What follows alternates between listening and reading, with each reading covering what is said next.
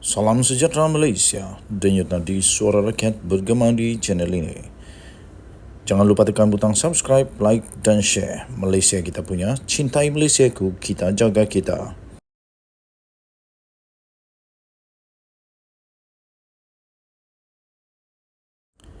Salam sejahtera Malaysia, denyut nadi suara rakyat bergema di channel ini. Jangan lupa tekan butang subscribe, like dan share. Malaysia kita punya, cintai Malaysiaku, kita jaga kita.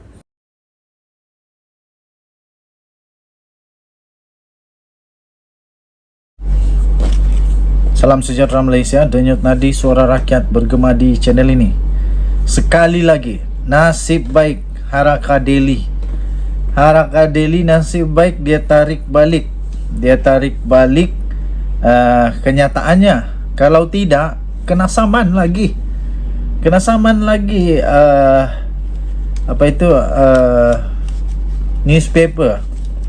Newspaper online yang selalu dikatakan PAS punya ini. Tidak pastilah PAS punya apa, tapi Haraka Daily akhirnya hampir kantoi. Nasib baik tak kantoi.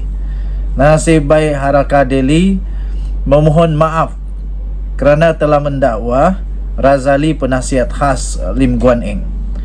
Portal Haraka Daily dengan ini memohon maaf di atas penyiaran berita bertajuk bekas penasihat khas Lim Guan Eng sertai PAS bertarikh 23 Jun 2023 kemarin. Editorial Haraka Daily dimaklumkan pengenalan serta jawatan dinyata serta disenaraikan kepada Razali sebagai ditulis dalam berita tersebut adalah tidak benar. Nah, baru tahu, itulah. Saya punya nasihat mudah saja. Sebelum nak laporkan sesuatu, siasat dulu. Nanti sendiri yang kena. Yang kantoi malu sendiri juga.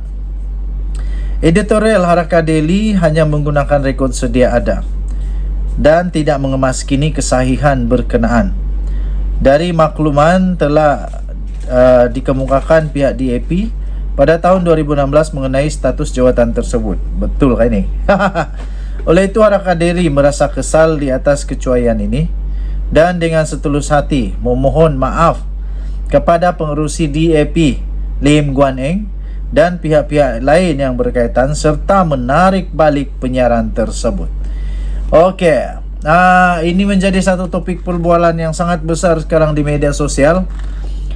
Walaupun begitu jangan dibesar-besarkan kata mereka, tapi macam mana tak besar-besar. Ada peribahasa kata begini, telajak perahu boleh diundur, telajak kata macam-macam boleh binasa. Tapi sebelum dibuat tindakan, kerana setelah dikeluarkan berita tersebut oleh Haraka Daily yang mana didakwa kononnya bekas penasihat khas Lim Guan Eng menyertai PAS itu, seorang pemimpin DAP muncul tampil dan memberikan penjelasan bahawa Razali ini sebenarnya tak pernah ada jawatan pun. Tak pernah ada jawatan pun di dalam DAP. Dia tak pernah ada jawatan kanan, apatah lagi untuk penasihat khas Lim Guan Eng. Maklumlah sekarang hampir-hampir pilihan raya, semua orang nak buat persepsi bahawa separti mereka itu bagus, parti itu diterima, apatah lagi kalau pemimpin besar penasihat kanan, penasihat khas pula yang keluar parti lepas lompat kepada parti sebelah lagi, itu lagi besar lah cerita dia. Jadi akhirnya Haraka Daily hampir kena saman fitnah lagi. Nasib baik sekarang saya fikir tak ada apa-apa yang berlaku kerana Haraka Daily sudah pun memohon maaf kerana mendakwa Razali adalah penasihat khas Lim Guan Eng. Okey, so itu saja. Tahniah diucapkan kepada Haraka Daily yang berani untuk mengaku bersalah dan berani memohon maaf. Jadi sekali lagi harap-harap selepas ini tak ada lagi kesilapan mudah begini boleh berlaku lah. Kita jumpa lagi, bye bye. Salam sejahtera Malaysia, Denyut Nadi, suara rakyat bergema di channel ini. Isu tentang serang menyerang di antara pemimpin-pemimpin UMNO dan DAP, saya fikir susahlah untuk selesai. Tapi biasalah kan, lagi sedangkan lidah lagi tergigit, ini kan pula hanya kawan-kawan dalam satu persepakatan di dalam satu kerajaan perpaduan, biasalah. Tapi terbaru ada satu artikel daripada Sahbudin.com.net. Kenapa tidak Isham Jalil saja yang cadangkan supaya UMNO berpisah dengan DAP? Wow, seorang ahli Majlis Kerja Tertinggi MKT UMNO, Isham Jalil, sambil membidas bekas ahli Parlimen Damansara dari DAP iaitu Tony Puah kerana menggelar BN sebagai pakatan korup, turut mencadangkan agar DAP segera meninggalkan UMNO. Menurutnya, Tony Puah dalam hal ini boleh memberikan cadangan kepada pemimpin parti DAP supaya meninggalkan UMNO daripada kerajaan perpaduan sekiranya parti itu dilihat terlalu korup. Katanya, sekarang pun kamu boleh cadang kepada pemimpin DAP untuk tinggalkan UMNO daripada kerajaan perpaduan. Saya okey saja jadi pembangkang. Jika tidak kerana titah yang di Pertuan Agong dulu, UMNO dan BN memang bersedia untuk jadi pembangkang selepas PR15 tempoh hari, katanya. Dan tambahnya, kamu sedia jadi pembangkang? Tanyanya kepada Tony Puah.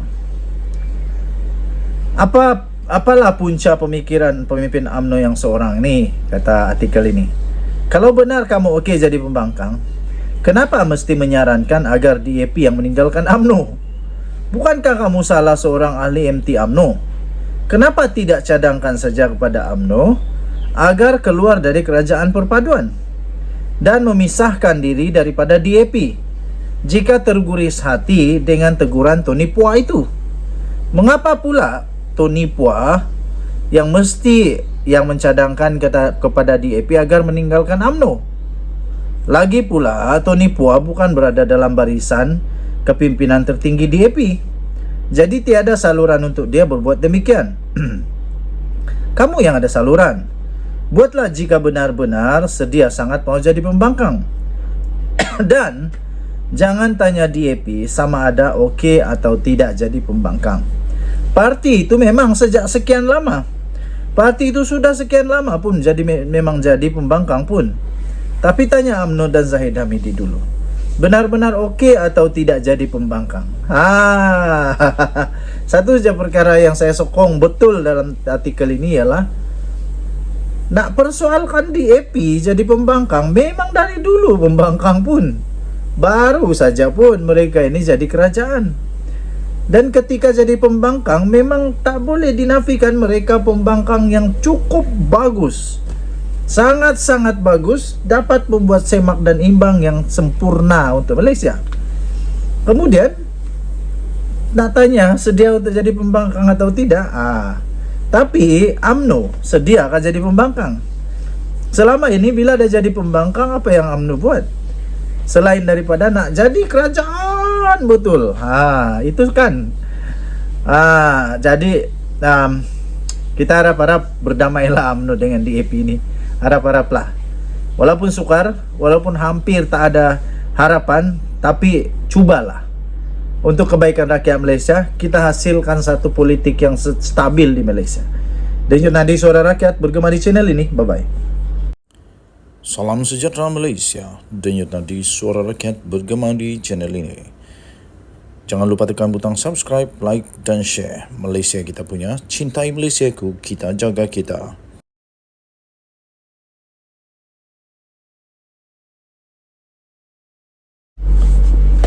Salam sejahtera Malaysia, Denyut Nadi, suara rakyat bergema di channel ini.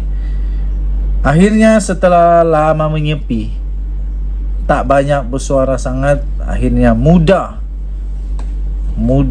parti yang bosnya Syed Saddiq akhirnya muncul dengan satu keputusan pengumuman yang pasti mengejutkan. Muda mengumumkan akan bertanding secara solo di semua 6 negeri. Wow. Muda mengumumkan bahawa ia akan bertanding sendiri di semua 6 negeri pada pilihan raya PRN akan datang.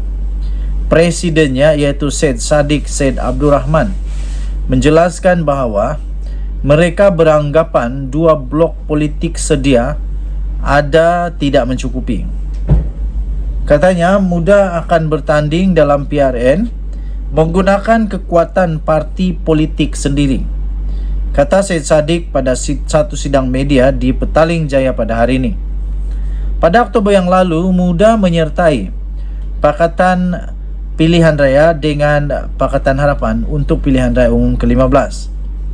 Pada masa itu, Presiden PKR Anwar Ibrahim berkata, muda tidak dijadikan sebagai parti komponen kepada Pakatan Pembangkang pada ketika itu kerana ia memerlukan kelulusan Jabatan Pendaftaran Pertubuhan ROS.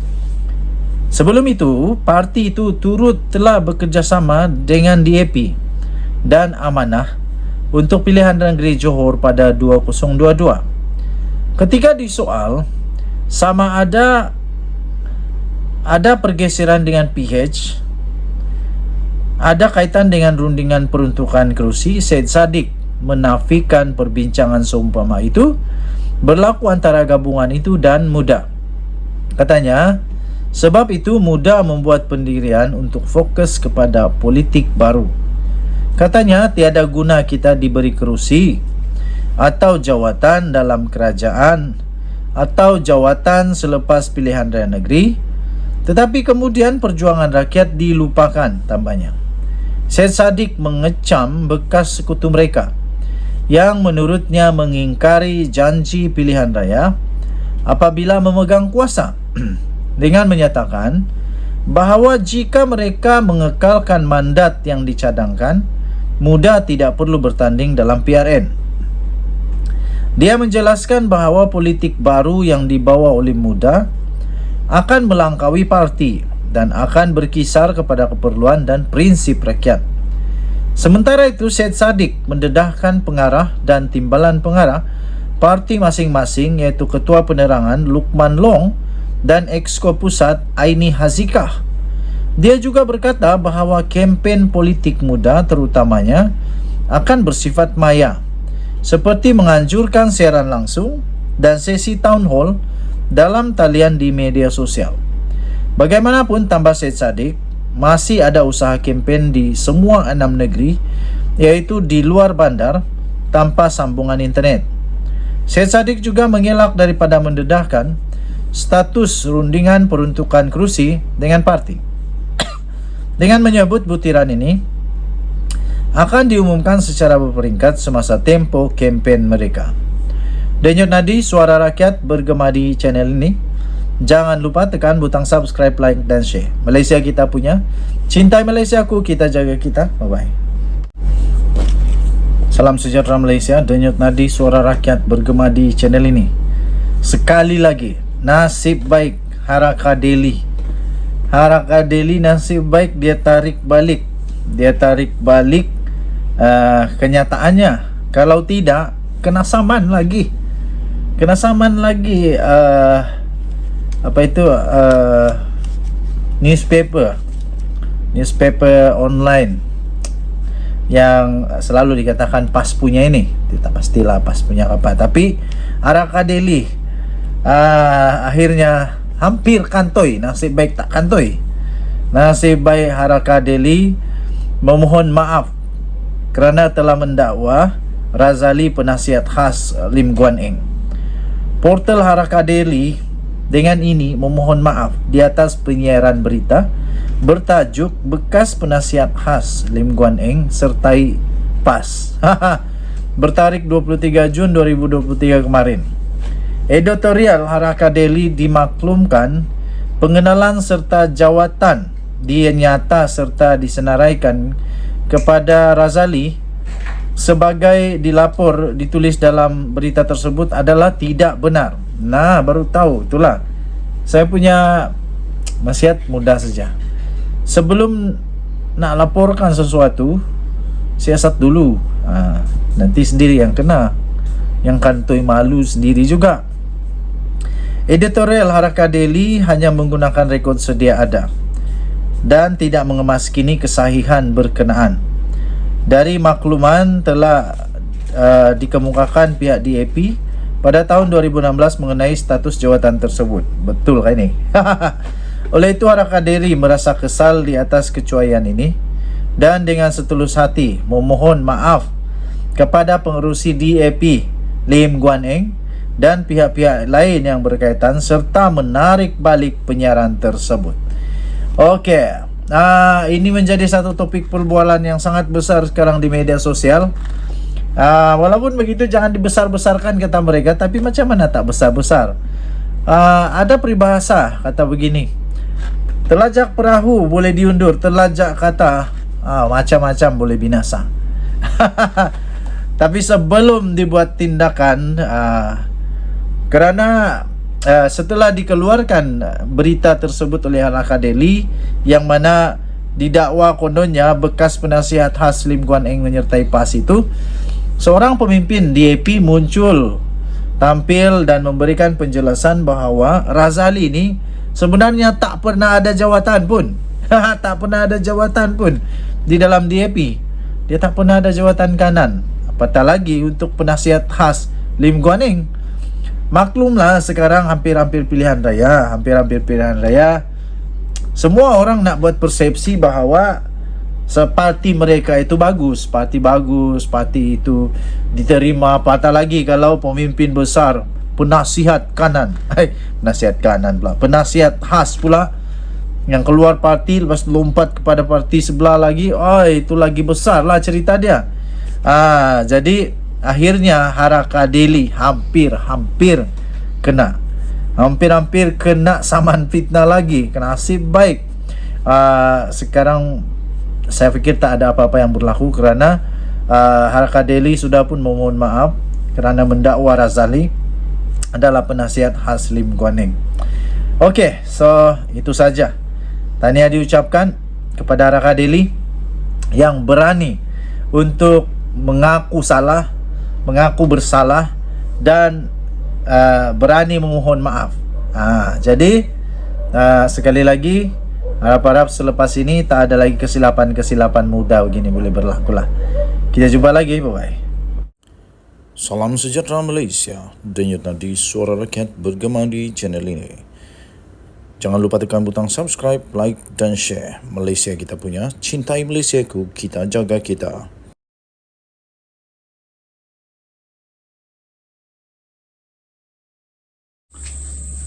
Salam sejahtera Malaysia, denyut nadi suara rakyat bergema di channel ini. Pada hari ini, Mahkamah telah pun memutuskan bahawa Zuraida Kamarudin perlu membayar 10 juta ringgit Malaysia kepada PKR. Sekarang baru tahu, jangan main-main. Patutlah dia dapat gelaran Queen of Qatar. Kali ini dia pula dapat gelaran pertama, kena saman 10 juta kerana telah melompat keluar daripada parti PKR. Mahkamah mengesahkan, memerintahkan Zuraida untuk membayar sebanyak 10 juta ringgit Malaysia kepada PKR. Mahkamah Sivil telah memerintahkan Zuraida Kamarudin untuk membayar sebanyak 10 juta ringgit kepada PKR kerana beliau berpaling tadah daripada parti itu selepas menang kerusi Parlimen Ampang buat kali ketiga pada pilihan raya umum ke-14 yang lalu. Mahkamah Tinggi Kuala Lumpur pagi ini membenarkan tuntutan mahkamah iaitu bon sebanyak 10 juta ringgit daripada PKR terhadap bekas menteri itu yang kehilangan kerusi Ampang kepada wakil PKR iaitu Rudzia Ismail pada PRU 15 tahun lepas. Peguam parti itu, Navpreet Singh, mengesahkan keputusan yang telah disampaikan oleh Hakim Mahkamah Sivil iaitu Akhtar Tahir selepas semasa prosiding dalam tarian.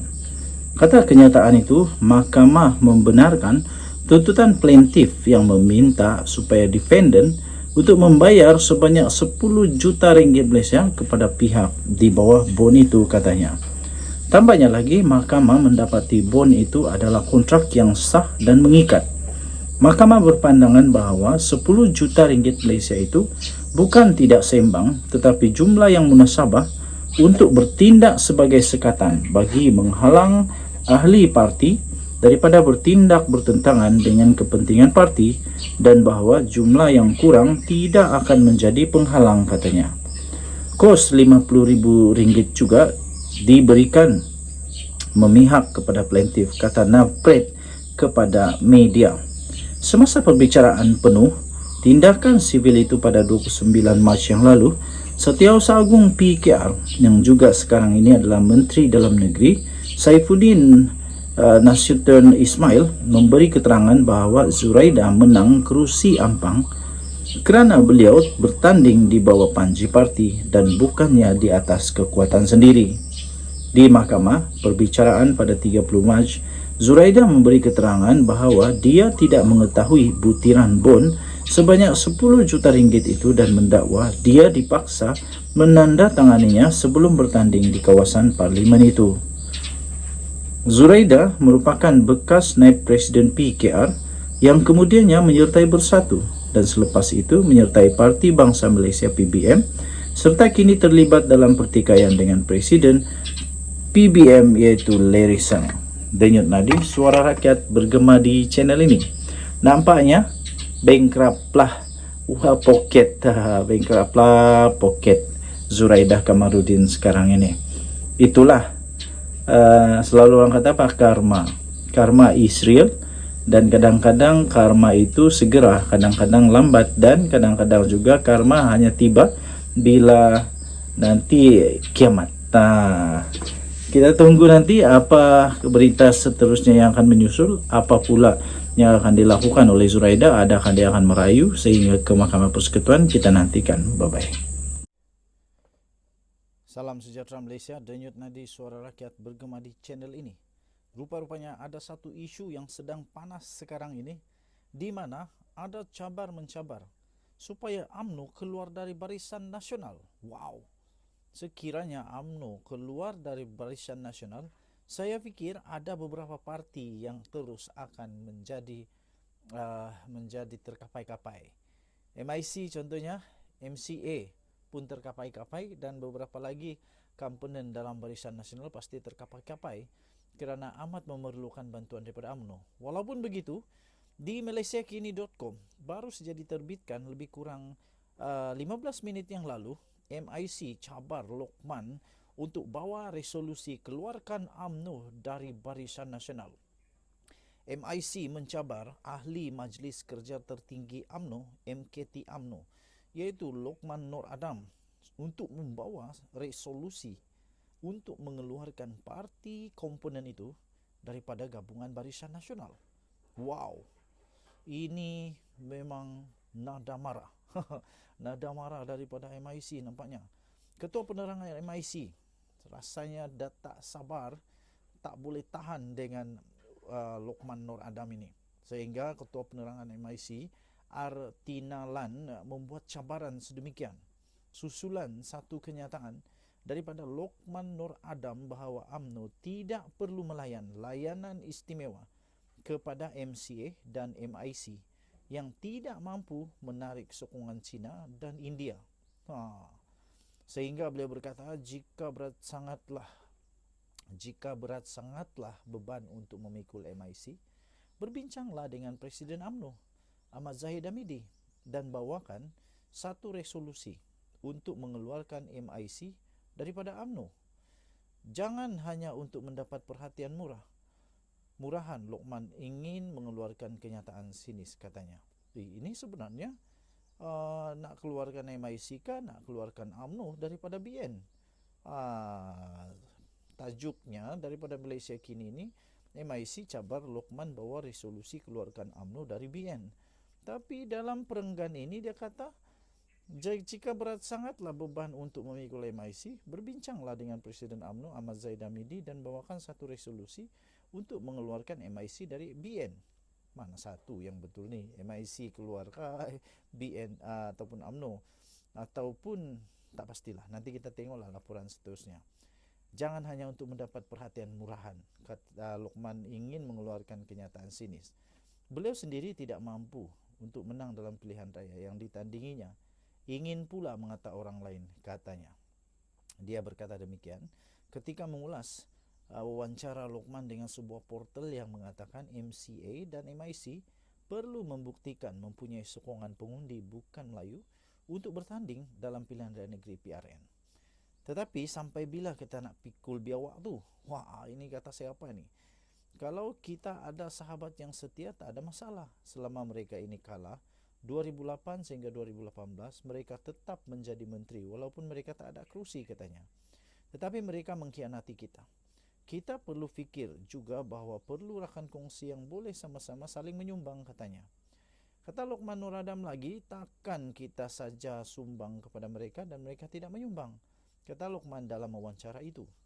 Bagaimanapun, Tinalan mendakwa UMNO adalah punca sokongan pengundi India dan China merosot kepada BN.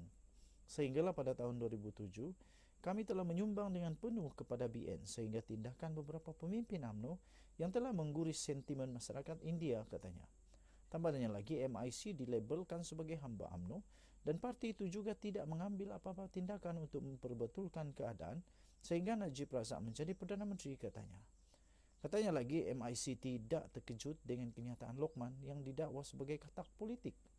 Katanya lagi, memang susah untuk kami mengharapkan ikatan kekeluargaan yang sama daripada Luqman yang merupakan bekas ahli PKR yang dipecat. Ia agak kelakar apabila katak politik pula menuding jari kepada orang lain, katanya lagi. Luqman Nur Adam merupakan ahli UMNO dari 1991 sebelum bertindak masuk ke PKR pada tahun 1999, sebelum dipecat pada 2004. Dia kembali bersama UMNO pada 2006 sehingga 2020 sebelum dilucutkan keahlian pada Februari 2020. Namun, dia kembali menjadi ahli pada 30 September 2021 selepas rayuannya untuk menyertai kembali UMNO diterima oleh parti. Denyut nadi suara rakyat bergema di channel ini. Jangan lupa tekan butang subscribe, like dan share. Bye-bye. Salam sejahtera Malaysia, denyut nadi suara rakyat bergema di channel ini. Jangan lupa tekan butang subscribe, like dan share. Malaysia kita punya, cintai Malaysiaku, kita jaga kita.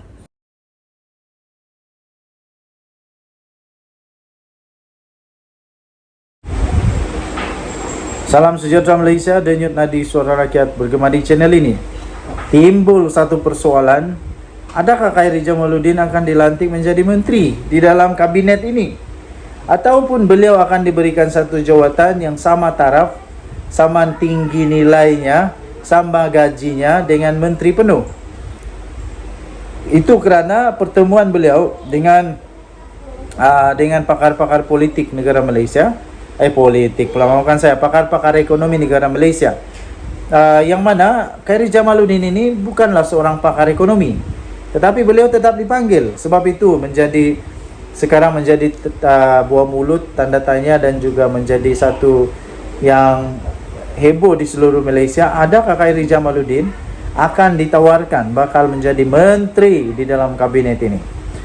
Dan ada satu artikel yang saya ingin bacakan kepada anda daripada Syabuddin.com.net. Syabuddin.com.net dengan tajuk Warna-Warni KJ dengan Anwar. Siapa untung jika beliau diberi jawatan? 18 Jun 2023. Di sebalik riuh rendah yang orang ramai bercakap mengenai Khairy Jamaluddin dalam perjumpaan bersama beberapa ahli ekonomi dengan Anwar Ibrahim pada Jumaat yang lalu, yang lebih banyak diperkatakan akhirnya ialah apa akan jadi kepada bekas Menteri Kesihatan itu selepas ini. Ada yang mengatakan beliau akan diberi jawatan menteri dalam tempoh terdekat ini. Yang lain pula menyatakan Khairy atau KJ akan dijadikan sebagai penasihat khas bertaraf menteri kepada Perdana Menteri. Ada juga yang menyebut bekas Ketua Pemuda UMNO yang dipecat daripada parti itu dengan jawatan dalam kerajaan diberikan lebih dulu kepadanya. Selepas itu, dia akan menyertai PKR untuk meneruskan perjuangannya. Yang lebih diperkirakan lagi, jawatan apa dan apa jadi kepada masa depannya selepas perjumpaan dengan Perdana Menteri itu. Soalnya, apakah Anwar turut memikirkan ke arah itu? Dan memang itu tujuan beliau menjemput KJ, bertemu dengannya bersama sekumpulan ahli ekonomi baru-baru ini? Tanda soal yang besar di sana. Ternampak ramai yang teruja dengan jemputan Anwar terhadap KJ itu. Termasuk ada penyokong PKR yang mengatakan jika menantu Tun Abdullah Badawi itu memilih bersama dengan Kerajaan Perpaduan, ia adalah satu tamparan yang amat hebat, besar, berat, sakit kepada Perikatan Nasional yang lebih dulu cuba untuk memikat bekas ahli parlimen Rembau itu sebelum ini. Kata mereka lagi, dengan KJ memilih bersama Kerajaan Perpaduan juga, PN dijangka lebih awal tersungkur sama ada untuk menawan Selangor atau Negeri Sembilan dalam PRN akan datang ini. Menyelak kembali sejarah masa lalu, hubungan Anwar dengan KJ sebenarnya bukanlah baru, walaupun hubungan mereka ada warna-warninya yang tersendiri. Lama sebelum menceburi dunia politik, KJ dikatakan sebagai peminat Anwar sejak beliau belajar di luar negara lagi. Ketika Anwar dibebaskan daripada penjara pada tahun 2004, melalui keputusan Mahkamah Persekutuan yang mendapatinya tidak bersalah dalam kes liwat 1, KJ yang ketika itu merupakan menantu Tun Abdullah Ahmad Badawi telah berkunjung ke rumah Anwar di Bukit Damansara berkaitan urusan pasport yang dipohon agar dipercepatkan. Ia bagi tujuan untuk Anwar segera menjalani rawatan tulang belakang di Jerman selepas pembebasannya itu. Sejak itu, selain peranannya mengetahui apa yang disebut sebagai budak-budak tingkat 4 menjadi bualan, nama KJ terus hangat diperkatakan berhubung pengaruhnya dalam kerajaan sambil beliau sendiri terus meneliti tangga demi tangga dalam kirimnya bersama UMNO. Dalam kempen PRU pada 2008, di mana dalam sebuah ceramah di lembah pantai, beliau didapati mengungkapkan perkataan main belakang serta menggambarkan Anwar sebagai tidak bermoral. KJ telah disaman fitnah oleh Anwar. Saman itu diputuskan pada 2017 oleh Mahkamah Tinggi di mana KJ didapati bersalah dan diarah membayar RM210,000 Malaysia kepada Anwar. Mahkamah Rayuan pada 2018 kemudian juga mengesahkan keputusan Mahkamah Tinggi itu. Sehingga pada tahun 2022 di mana KJ sendiri Salam sejahtera Malaysia, denyut nadi suara rakyat bergema di channel ini. Okey, PRN semakin menghampiri. Satu demi satu, kerajaan negeri mulai memberitahu bila akan bubar dan satu demi satu parti mulai mendedahkan siapa bakal menjadi menteri besar jika menang. Di Selangor, menjadi misteri adakah Azmin Ali akan mampu untuk jadi menteri besar Selangor semula. Sedangkan pada pilihan raya yang lalu dia kalah teruk. Rakyat tak terima dia. Rakyat tolak dia. Dan kali ini adakah dia akan berjaya untuk dapatkan semula Selangor? Habislah kali ini.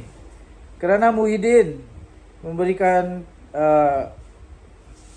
kenyataan bahawa jadi kewajipan untuk Azmin Ali untuk memberi Selangor kepada Perikatan Nasional. Perikatan Nasional meletakkan harapan besar kepada pengerusi negeri, iaitu Mohammed Azmin Ali untuk memberikan hadiah kemenangan kepada gabungan itu dalam pilihan raya PR yang akan datang. Pengerusi PN iaitu Tan Sri Mahyadin Yassin berkata demikian, meskipun parti mereka adalah parti miskin, gerak kerja mereka akan memastikan kemenangan buat gabungan itu. Di sinilah kita tengok macam mana PN boleh menangkah tanpa banyak wang. PN banyak menangkah tanpa banyak dana. Sebab dulu ramai orang kata PN menang banyak kerana duit banyak. Tak tahulah mereka pakai apa dengan tu duit, tapi mereka kata banyak duit. Tapi sekarang ini PN betul dan bersatu tak banyak duit. Sampai Muhyiddin kata parti miskin. Parti kita adalah parti miskin, kata Muhyiddin. Tapi gerak kerja kita adalah strategi untuk menang. Kita tengoklah kali ini. Ini yang siok lah. Ini yang siok akan ditengok. Kalau betul-betul PN menang tanpa jadi parti kaya raya, itu memang betul-betul original punya menang. Jadi kita tengoklah. Katanya menjadi kewajipan untuk Azmin memberi Selangor kepada kita. Katanya ketika berucap dalam Majlis Pelancaran Jentera Pemuda PN Shah Alam lewat petang tadi. Adakah Azmin ini betul boleh membawa kemenangan kepada Selangor, kepada PN di Selangor? Ataupun dia adalah puncak pada kekalahan pula nanti? Untuk rekod, pada 21 Mei lalu, Azmin berkata dia tidak akan bertanding pada PRN kerana ingin berehat. Bagaimanapun Muhyiddin pada hari ini berkata, Azmin belum diumumkan untuk bertanding Dun Selangor pada PRN yang akan datang. Dia belum umum tanding ke tak tanding, katanya. Azmin pernah menjadi Menteri Besar Selangor bagi Kerajaan Pakatan Harapan di antara September 2014 sehingga Jun 2018. Dia yang pernah menjadi timbalan Presiden PKR kemudian melepaskan jawatan tersebut untuk menyertai Kabinet Dr. Mahathir Mohamad. Azmin kemudian yang mengetuai sekumpulan ahli Parlimen PKR untuk berpaling tadah meninggalkan PH dalam langkah Sheraton yang menyaksikan jatuhnya kerajaan 22 bulan PH. Dia kemudian dilantik menjadi Menteri Kanan dalam Kabinet Muhyiddin Yassin dan Ismail Sabri Yaakob. Azmin tewas di kerusi Parlimen Gombak pada PRU ke-15 pada November tahun lalu kepada Menteri Besar Selangor Amiruddin Syari. Azmin bagaimanapun masih menjadi adun untuk bukit antarabangsa. Denyut nadi suara rakyat bergema di channel ini. Kita jumpa lagi. Bye-bye.